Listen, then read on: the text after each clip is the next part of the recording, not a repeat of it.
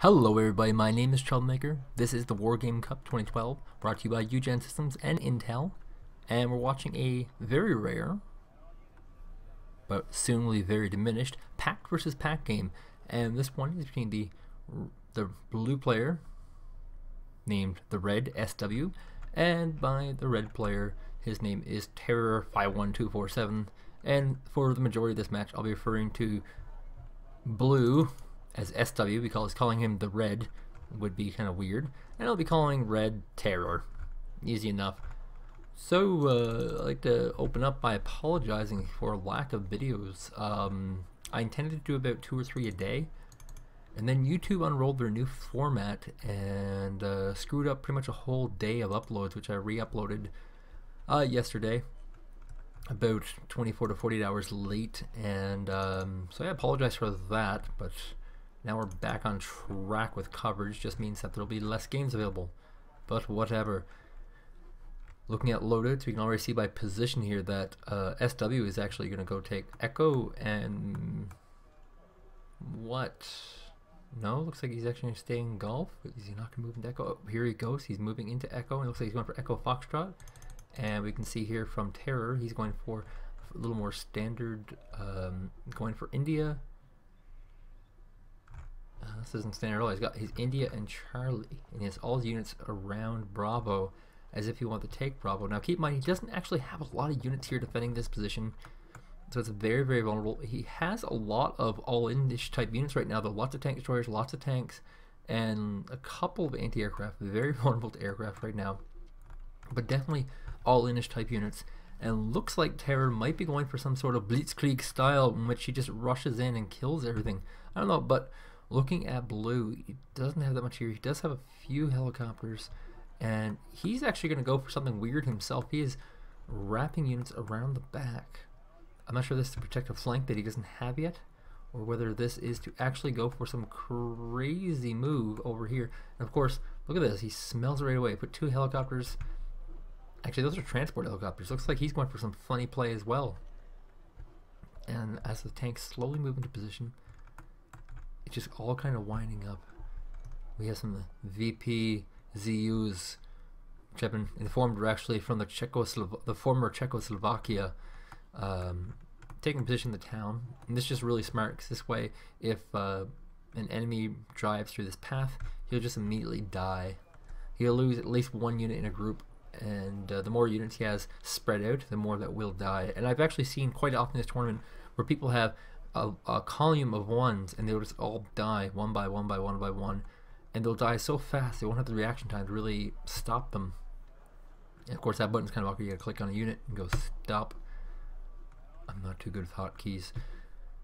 So we have a small movement of recons. It looks like this tank line is slowly trying to find position. There's a lot of tanks and tank destroyers sitting back here. I don't know what he's doing with them, though. He's just trying to create a position here with them. And here comes the transport helicopter. Looks like it probably is carrying Spetsnaz. Hard to say though. And oh, actually yes. In fact, looks like he's taking position in the woods here to protect a flank he doesn't quite have yet. And this would be really advantageous of SW. He's in fact just deploying his Brzikiglas. You gotta pronounce it like that. If you don't pronounce it like that, you're not doing it right. And if he gets in the line in time, he can actually knock out 2 very, very expensive helicopters carrying 2 very, very expensive Spetsnaz. And so we're seeing 2 very on-standard plays here. Oh, here we go. He has in fact taken Echo, which is what these units are here for, to help protect Echo from any kind of flanking attacks. And it doesn't look like they're quite doing the job they're intended. They looks like they're just completely missing this helicopter. They might just need a recon. If SW is watching this game, he might consider putting a recon in with this group. It's not a terrible idea. It's just totally missing this very unfortunate helicopter attack. He has pulled these tanks back, seemingly like just a waste of fuel, and he's actually getting a commander of his own here at Bravo. He has read that his opponent is not all-inning, and I guess they're both playing very cautiously, which isn't bad. Playing very cautiously and not getting extra commands unless absolutely necessary. Absolutely no gunfire as of yet, and that's pretty common in tactics in which you're going for a lot of bases. Usually what happens is you wind up hold the phone, everything's moving all of a sudden in seemingly wrong directions. I don't know. A bunch of tanks moving this way. The tank destroyers are actually moving back. The Bookmies are coming to a supporting position. And it looks like he's trying to wind up for some large-scale attack. He does have a recon finally up front to kind of scout out all these Mott Schützens and Pistigiglas. And yes, he's in fact going to move up a few units. I know he's pulling them back. Very cautious players. I have a feeling this is the game. I've been talking about this for a while actually. About how a lot of times when people are playing games like this, it just winds up into a big attack. Here's some OT Scots, not carrying anything, so not a big loss. Looks like they're just using to kind of figure out what's going on. And he's quickly moving these tanks, trying to chase these down, get some free points. And oh my god, that was actually very expensive. More expensive than I thought it would be. And looks like this Spoo 60 PB is going to catch it in the middle, and he moved the command out of fear of these Scots, which of course were empty. And looks like that attack was shut down by these tanks. That was very, very fast and very, very scary, and the Spoos chased the Scots out. Well, that was weird. A little bit of a change from our standard of nothing happening. The ZPZUs are coming into position to cut off any reinforcements. Very, very smart. It looks like we have a lot of these Scot infantry carriers going right into the middle. And this, of course, is why this map is so heavy on infantry. It's this middle section is heavily forested. And usually people will max out their infantry before the game is ended. And we have another group of ZVPZUs. How do you spell them? VPZU. That's a weird name. And he has like you can see this guy is probably getting a little bit bored. He is microing his units around, just trying to stalk around for any kind of troop movements. But he's keeping most of them very heavy in giant packs, and maybe he's going to put a permanent position on the side here.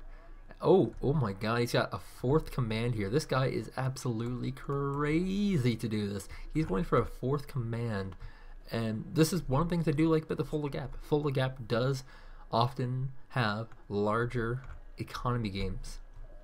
And hold the phone, here we go, all split up, moving into these SPUs, Spoos we'll call them. There's a bunch of Mott Schützens here, and just crazy amount of forces dying here for blue. Looks like it might be a Bosch attack, but hold the phone, he is getting a good payout here as well. The points difference is slowly moving back in favor of Spoo. And these Mott Schützens, oh my god, the Mott Schützens are actually going to die. These Spadokrnerskis are just too good. There's some Spoos here to help clean up, and the Spoos will clean up this little squad here, but there's still a lot of Spadokrnerskis here. This is a crazy infantry drop. Of course, infantry dropping. That was my turkey tongue. Infantry dropping is very, very common on this map. The command has been pulled out to over here. There it is. And so now he's got to reload all these Scots, or he's going to lose something. I'm confused. He's actually pushing his Scots forward. Oh my god, there's actually a command just sitting right here that he can take as well. There's a few tanks winding up to try and knock out these Scots as they move forward. The Scots, of course, not going to be very effective against these tanks. The Spadokrnerskis are all rooted and stunned because of artillery fire, which is firing location. The command over here has been pulled, as has been the armored supply truck. And it looks like these tanks will be able to clean up a lot of these Scots. This attack was in fact botched, but it did win this position. And this was just a lot of units. You're looking at about 10 units. That's a lot of Spadokrnerskis. And the Spadokrnerskis continue to march forward, trying to take out whatever they can before they inevitably all die to artillery fire. The tanks are chasing down these Scots, trying to protect, desperately protect this command. There's only one Scot left, just not enough to take out this command. It's even possible this supply truck might be able to take out the Scot. The tanks do wipe out the remainder of the Scots, and this position looks like it will probably be secured. Again, this middle position, though, is not secure.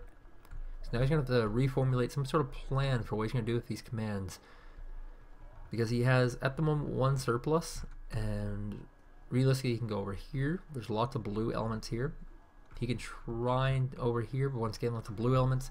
So really, he's just surplus one command. He is ahead on score, but you know, he is behind on unit count. And just change down to this one last Scot.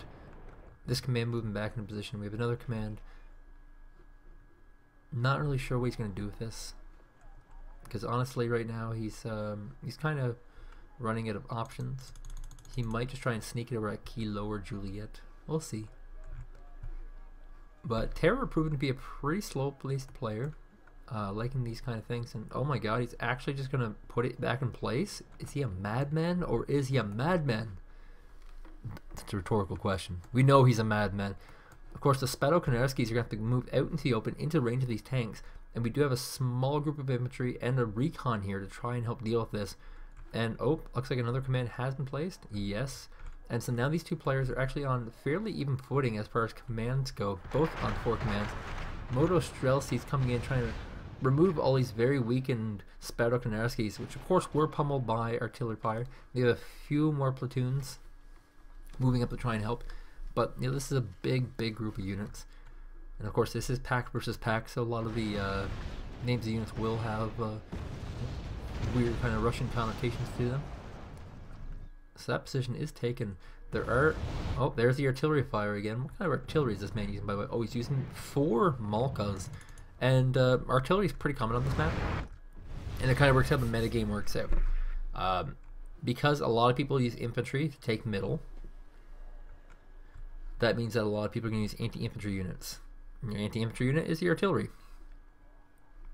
So, 2 players playing very cautiously. Terror getting the better side of seemingly every battle so far. And we have, ooh, a rocket fire. What rockets do we have here? It's gotta be pretty close. Where are the rockets at? Oh, here we go. The Smirch. The infamous Smirch spam. Which, of course, is very resource heavy. And looks like we have a lot of recons coming out for Terror, just wanting to get lots of intel. What's going on? And going to the Terror cam, let's see if he figures out where these infantry are. When it looks like no, the recon will not spot those infantry. Whoa! He has found a secret command, which is trying to take this position here. Kind of weird. And he has a closer position to Alpha. Looks like SW wants to have a brand new path of attack. He definitely wants to... oh my god, look at this awesomely crazy amount of helicopters coming out. Oh my god. And this is what happens in these big point games. You get insane... this is the most helicopters I've ever seen together. 2, 4, 6, 8, 10, 12, 13, 14, 16, 18, 20, 20, 22, 24 helicopters in play here. And there's just not enough anti-air at the moment. Tunguska's getting knocked down. There's a Bukmi as well. It'll get knocked down. Keep in mind, as long as they stay close together, they will get knocked out very quickly by these rockets, which of course have area of effect explosion damage. There's just so many here. Terror actually takes it because he was able to knock out so many of those last minute helicopters. What a weird, crazy game. Congratulations to terror51247, who will continue on to round 3.